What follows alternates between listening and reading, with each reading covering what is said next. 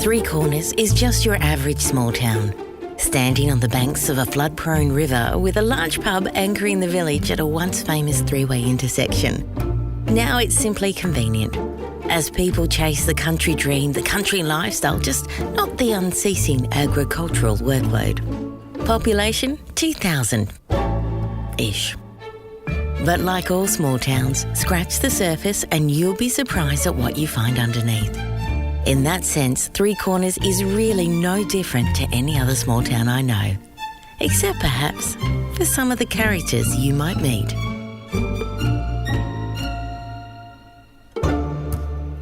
Then there were more.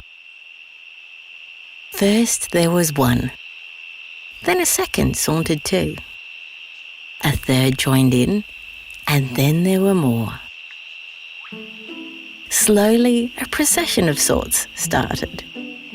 They were called the Night Walkers, a term that Three Corners gave to the costumed insomniacs who walked in silence and owned the road in the early hours, the darkest of hours of every night.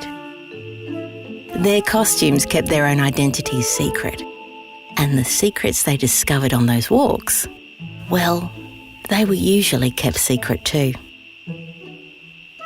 The Night Walkers saw far more than the inhabitants of Three Corners could possibly realise.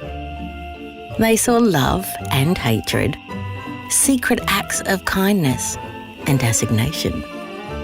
They saw flights of freedom and may have helped carry boxes, saw acts of vandalism and may have turned a blind eye.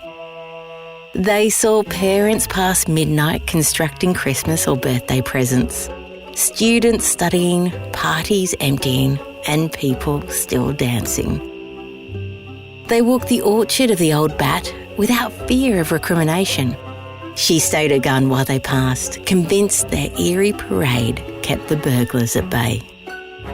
They saw street libraries restocked and wishes attached to the branches of the keeper of lost things. They saw the villagers' laughter, whispered conversations, and the tears that couldn't fall during the day. They witnessed births and gentle passings, teenage rage and misbehaving. But mostly the town was still, the night was quiet, and all you could hear apart from the breeze and the leaves was the swish of long skirts, a tap of a cane, and the echoing footsteps of those behind them.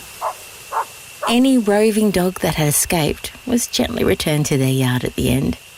And of course, fizz and whiskey, Three Corners' wayward wandering mogs, whenever they deigned to join. Even, very occasionally, Steve the Chook. There was no set order of the procession, but people usually took their place wherever they joined. Some walked for a few weeks, till the stress had passed and they could sleep again. Some stayed for longer, some on a dare, just that one night. And some walked for years. There was no jostling for superiority, a motley collection each doing their own thing. They would keep your secrets if you would keep theirs. Some walked for something to do, some to pass time, some to relive time. Two, because it was the only time they could spend together. Among them also walked a vigilante in disguise. But that's a longer tale for another day. Today's episode of Three Corners was produced by our maestro, Postie, and featured the spelt-like tones of Jack. For more stories, head to talesfromthreecorners.com.au or subscribe to wherever you listen to your favourite podcasts.